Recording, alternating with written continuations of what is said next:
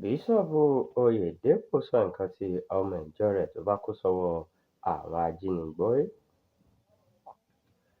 Bíṣọ́ọ̀bù Oyèdépò sọ nǹkan tí ọmọ ìjọ rẹ̀ tó bá kó sọ́wọ́ àwọn ajínigbé gbọ́dọ̀ ṣe.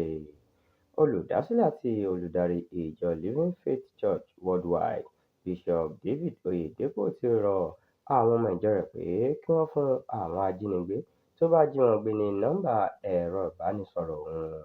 Bishop Oyedepo ní agbára Ọlọ́run ń gbénú òun láti tú ẹnikẹ́ni sílẹ̀ nínú ìgbèkùn àwọn ajínigbé. Oyedepo sọ eléyìí di mímọ̀ lásìkò ìsìn tí wọ́n ṣe ní olú ìjọ náà tó wà ní Ọ̀tà nípínlẹ̀ Ògùn láìpẹ́ yìí. Fọ́nrán fídíò ìwàásù ọ̀hún ló ti wá dá awuyewuye sílẹ̀ lórí ìtàkùn ayélujára káàkiri orílẹ̀-èdè Nàìjíríà báyìí. Gẹ́gẹ́ bó ṣe wí, tí wọ́n bá ti jí yín gbé, ẹ fún wọn ní nọ́mbà mi kí n bá wọn sọ̀rọ̀ tí wọn kò bá ní ṣàgbákò. Ó fi kún ọ̀rọ̀ rẹ̀ pé kì í ṣe irọ́ tàbí ìsọkúsọ.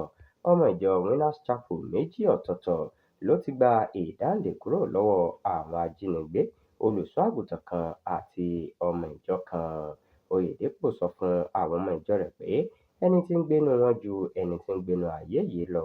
Fún ìdí eléyìí, ó yẹ kí wọ́n ṣàwárí agbára tí wọ́n ní nínú Kristi Jésù kí wọ́n sì bẹ̀rẹ̀ sí í lò ó.